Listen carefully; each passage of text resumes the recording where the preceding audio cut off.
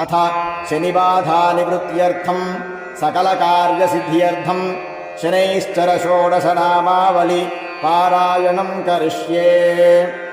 को नः शनैश्चरो मन्दः छायाहृदयनन्दनः मार्ताण्डदस्तथा सौरिः पातङ्गी गृहनायकः अब्राह्मणः क्रूरकर्मा नीलवस्त्रोऽञ्जनद्युतिः कृष्णो धर्मानुजः शान्तः शुष्कोदरवरप्रदः।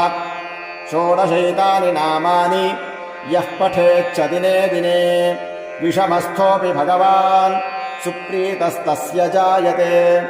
मन्दवारे शुचिस्नात्वा मिताहारो जितेन्द्रियः तद्वर्णकुसुमैर्युक्तम् सर्वाङ्गम् द्विजसत्तमः पूजयित्वान्नपानाद्यैः स्तोत्रम् यः प्रयतः पठेत् पुत्रकामो लभेत् पुत्रम् धनकामो लभेद्धनम् राज्यकामो लभेद्राज्यम् जयार्थी विजयी भवेत् आयुष्कामो लभेदायुः श्रीकामश्रियमाप्नुयात् यद्यदिच्छति तत्सर्वम् भगवान् भक्तवत्सलः चिन्तितान्यपि कर्माणि ददाति च न संशयः।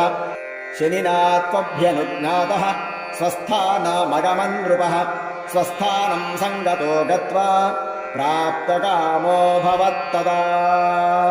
इति हेमाद्रौ दशरथेन कृतम् शनैश्चरस्तोत्रम् सम्पूर्णम्।